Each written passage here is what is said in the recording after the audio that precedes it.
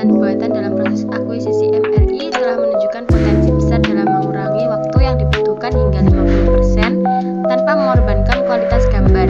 Ini berarti bahwa lebih banyak pasien dapat dilayani dalam waktu yang lebih singkat, mempercepat diagnosis dan perawatan klinis. Selanjutnya yaitu pembahasan yang pertama adalah CNNS. CNNS memainkan peran penting dalam deep learning untuk analisis gambar MRI. CNNS menawarkan kemampuan dalam segmentasi organ, deteksi lesi, rekonstruksi gambar, analisis fungsi otak, dan pemrosesan gambar secara keseluruhan. Kemampuan ini memungkinkan otomatisasi dalam analisis gambar medis, meningkatkan akurasi diagnosis, dan mempercepat proses evaluasi medis.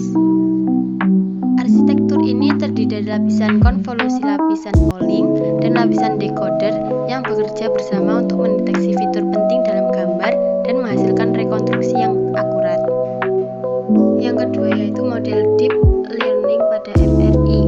Proses pengembangan model deep learning pada MRI dapat dilakukan sebagai berikut, yaitu pengumpulan data pelatihan yang berisi gambar MRI yang telah memiliki parameter optimal.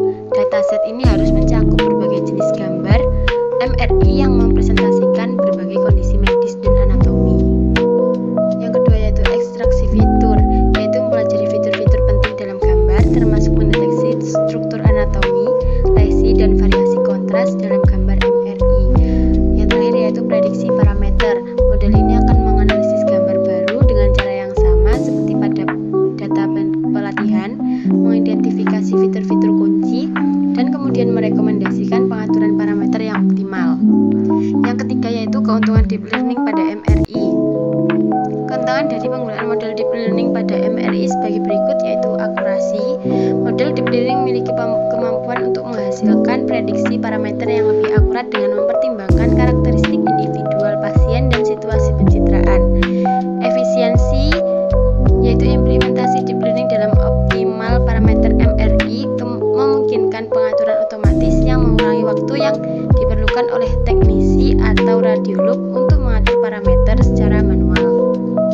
Dan yang terakhir adalah konsistensi. Konsistensi ini memastikan bahwa setiap gambar MRI diambil dengan standar kualitas yang sama, terlepas dari siapa yang mengoperasikan mesin atau kondisi spesifik pada saat pemindaian.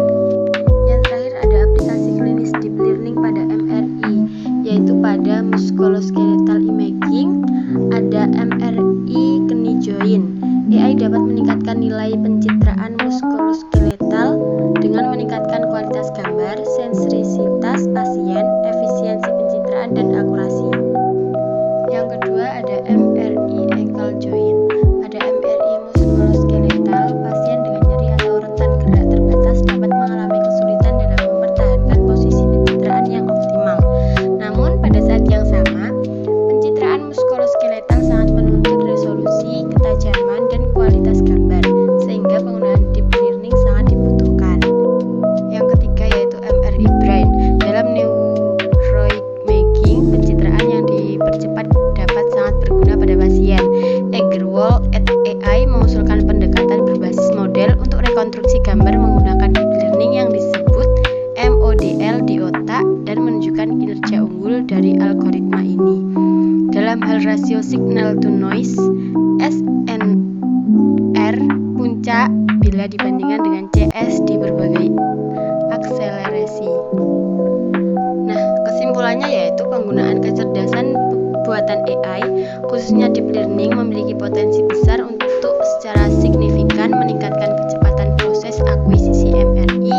Dengan teknologi ini, waktu yang dibutuhkan untuk melakukan pemindaian dapat dikurangi secara substansial tanpa mengorbankan kualitas gambar. Hal ini memungkinkan diagnosis yang lebih cepat dan efisien dalam praktik klinis sehari-hari, meningkatkan efisiensi dalam penanganan pasien, dan mempercepat keputusan medis yang krusial.